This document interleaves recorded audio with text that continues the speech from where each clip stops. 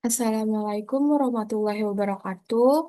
Perkenalkan, nama saya Syifa Syuhada dengan NPM 22170011.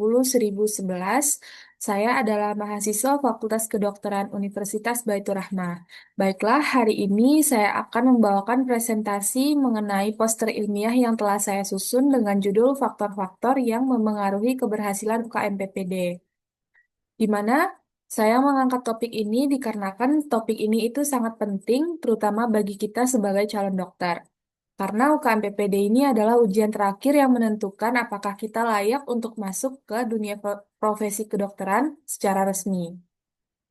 Selanjutnya kita masuk ke latar belakang terlebih dahulu, di mana ujian kompetensi mahasiswa program profesi dokter atau UKM PPD ini merupakan syarat mutlak untuk memperoleh legalitas praktik sebagai dokter di Indonesia, di mana UKM PPD ini harus dilalui oleh semua mahasiswa profesi dokter yang ada di Indonesia, di mana ujian ini terdiri dari dua bagian, yaitu CBT atau Computer Based Test dan OSCE, yang akan menguji keterampilan klinis, dan CBT akan menguji aspek kognitif atau pengetahuan dari mahasiswa. Namun, tingkat ketidaklulusan khususnya pada bagian CBT ini masih tergolong cukup tinggi, dengan sekitar 31,23% peserta menjadi retaker, di mana retaker ini adalah mahasiswa yang sebelumnya telah mengikuti ujian UKM PPD namun belum berhasil untuk lulus. Hal ini tentunya menjadi perhatian yang serius dalam dunia pendidikan kedokteran. Kemudian berbagai faktor memengaruhi keberhasilan UKM PPD, baik faktor akademik seperti IPK, masa studi, dan kualitas pembelajaran, maupun faktor-faktor non-akademik seperti stres, kecemasan, motivasi, dan self-efikasi, ataupun keyakinan diri. Selain itu, dukungan sosial serta partisipasi dalam bimbingan belajar diduga juga berperan penting dalam meningkatkan kesiapan dan kelulusan mahasiswa. Dengan memahami faktor-faktor tersebut, institusi pendidikan kedokteran diharapkan mampu menyusun strategi pembelajaran yang baik, tidak hanya terfokus pada aspek akademik, tetapi juga pada kesejahteraan psikologis mahasiswa yang berguna untuk meningkatkan tingkat kelulusan UKM PPD. Nah, selanjutnya eh, mengenai tinjauan pustaka, di mana UKM PPD ini adalah ujian nasional yang terdiri dari CBT atau pengetahuan teori dan OSCE yang akan menilai keterampilan klinis, di mana UKM PPD ini akan wajib diikuti oleh mahasiswa untuk memperoleh legalitas praktik dokter di Indonesia. Ujian ini pun juga menjadi tolak ukur pencapaian kompetensi minimal lulusan pendidikan kedokteran, di mana nantinya UKM PPD ini akan berperan sebagai exit exam atau ujian akhir untuk memastikan kelulusan yang memenuhi standar kompetensi nasional. Tentunya tingkat kelulusan UKM PPD ini masih menjadi perhatian, di mana dari data sebelumnya itu didapatkan 31,23% masih belum lulus dan tentunya menjadi perhatian yang serius. Nah, untuk permasalahan tersebut perlunya pemahaman terhadap faktor-faktor yang mempengaruhi kelulusan itu sangat penting untuk peningkatan mutu pendidikan kedokteran. Nah, selanjutnya saya akan membahas tentang faktor-faktor yang mempengaruhi keberhasilan dari UKM PPD. Seperti yang telah saya sebutkan, faktor-faktornya itu terbagi menjadi dua. Yang pertama adalah faktor akademik, di mana yang pertama itu adalah IPK atau Indeks Prestasi Kumulatif. Eh, IPK ini adalah indikator utama yang mempresentasikan prestasi akademik mahasiswa selama pendidikan, di mana tingginya IPK ini nantinya sering dikaitkan dengan pemahaman materi yang baik. Namun, dalam UKM PPD ini IPK bukanlah hanya soal nilai, di mana IPK ini tentunya akan mencerminkan kedisiplinan belajar dari mahasiswa tersebut, kemudian konsistensinya dan ketahanan dalam menghadapi tekanan akademik. Di mana dari penelitian sebelumnya eh, didapatkan bahwa mahasiswa dengan IPK yang tinggi umumnya memiliki strategi belajar yang matang, dan hal ini akan eh, berhubungan dan sangat relevan dengan ujian sekompleks atau sesulit UKM PPD. Nah, IPK ini sendiri dibagi menjadi dua, yaitu IPK pada masa preklinik dan pada masa klinik atau pada masa koas. Nah, yang kedua itu adalah kualitas pembelajaran seperti metode dan fasilitas pembelajaran. Di mana yang dimaksud ini adalah bagaimana materi tersebut diajarkan, apakah metode pengajaran itu sudah aktif dan berpengaruh dan apakah fasilitas pendukung ini tersedia. Dan perlunya evaluasi berkala pada fasilitas tersebut, di mana pembelajaran yang berkualitas tinggi akan sangat menentukan klinis dan teoritisnya, di mana mahasiswa yang belajar dalam lingkungan yang mendukung, yang sehat, akan lebih siap dalam menjawab soal-soal CBT maupun menghadapi OSCE. Selanjutnya itu adalah lama masa studi, di mana masa studi yang semakin panjang adalah mencerminkan adanya hambatan, baik akademik maupun dari personal dirinya sendiri. Waktu tempuh studi yang terlalu lama seringkali menandakan bahwa mahasiswa tersebut mengalami hambatan, hambatan adaptasi seperti burnout ataupun penurunan dari motivasi dirinya. Masa studi yang efisien biasanya menandakan kesiapan akademik dan manajemen waktu yang baik, yang sangat dibutuhkan untuk menghadapi ujian akhir seperti UKM PPD.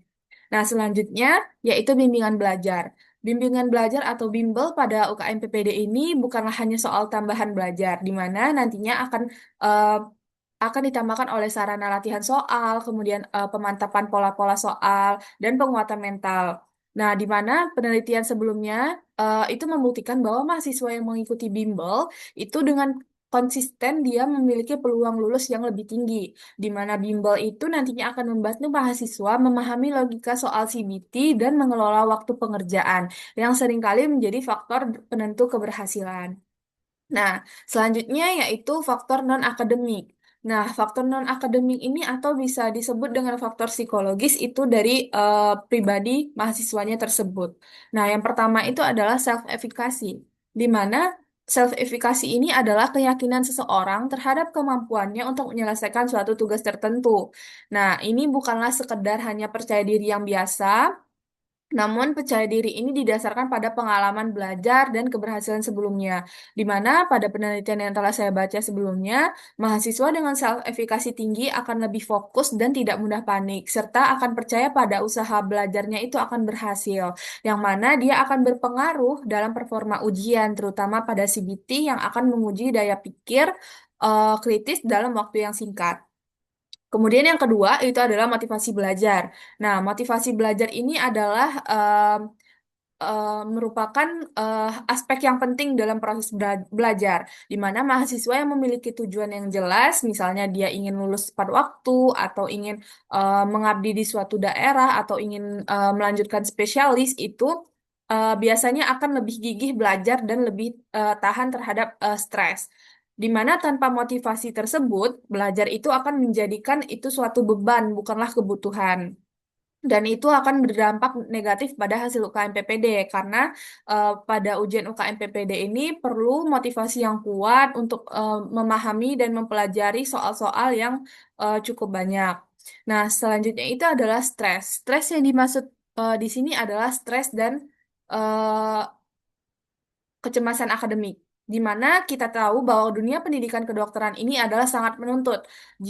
Jadi, kalau stres ini tidak bisa dikelola dengan baik, mahasiswa itu bisa mengalami gangguan konsentrasi, sulit tidur, dan kehilangan minat belajarnya. Stres ini bisa tinggi menjelang UKM PPD yang akan menurunkan performa ujian, bahkan pada mahasiswa yang sebenarnya sudah siap secara akademik. Nah, kemudian yang selanjutnya itu adalah kecemasan. Kecemasan di sini juga mengacu pada kecemasan akademik, di mana mahasiswa itu nantinya akan cenderung cemas dalam menghadapi UKM PPD ini yang akan menurunkan performa ujian mereka dan eh, mengganggu serta mempengaruhi dari hasilnya yang seharusnya sudah siap untuk ujian jadinya tidak siap. Nah, kemudian selanjutnya itu adalah depresi, di mana depresi ini adalah faktor yang sangat serius yang seringkali diabaikan, di mana depresi ini bisa membuat mahasiswa itu kehilangan semangat, merasa tidak berdaya, dan bahkan tidak ingin mencoba. Nah, dalam kondisi ini, belajar itu menjadi sangat sulit dan tentu saja sangat memengaruhi peluang kelulusan UKM PPD tersebut. Kemudian adalah dukungan sosial, di mana dukungan dari keluarga, teman, bahkan dosen itu bisa memberikan rasa tenang dan aman. Dan terkadang semangat belajar itu bukan hanya datang dari diri sendiri, tetapi dari orang-orang sekitar kita yang akan memberikan dorongan dan kepercayaan, sehingga mahasiswa tersebut bisa lebih semangat dalam belajar. Dukungan sosial ini adalah penyangga emosional yang sangat penting menjelang ujian besar seperti UKM PPD. Nah, kemudian dari beberapa faktor-faktor yang telah saya sebutkan tadi, di mana eh, eh, didapatkan suatu hasil yang diharapkan dari poster tersebut, di mana dengan memahami semua faktor-faktor yang telah saya sebutkan, eh, diharapkan institusi pendidikan kedokteran itu dapat menyusun strategi pembelajaran yang tidak hanya menekankan aspek akademik, tetapi juga memperhatikan kesejahteraan mental mahasiswa. Nah, kemudian juga memberikan pemahaman komprehensif mengenai faktor-faktor akademik dan non-akademik yang akan mempengaruhi kelulusan UKM PPD dan menjadi dasar pertimbangan institusi pendidikan kedokteran dalam merancang strategi pembelajaran dan dukungan psikososial yang lebih efektif. Selanjutnya juga dapat mendorong peningkatan angka kelulusan UKM PPD melalui pendekatan yang holistik, meliputi kesiapan akademik serta kesejahteraan mental mahasiswa.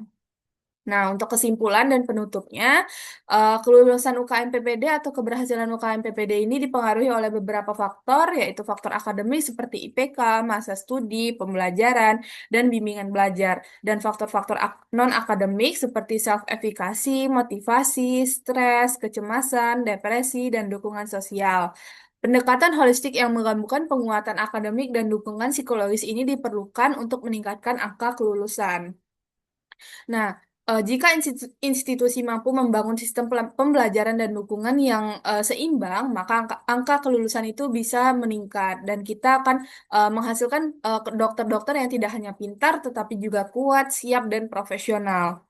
Nah, mungkin sekian presentasi poster ilmiah yang saya bisa sampaikan. Terima kasih atas perhatiannya. Semoga poster ini juga bisa menjadi kontribusi untuk perbaikan pendidikan kedokteran di Indonesia. Mungkin saya akhiri. Assalamualaikum warahmatullahi wabarakatuh.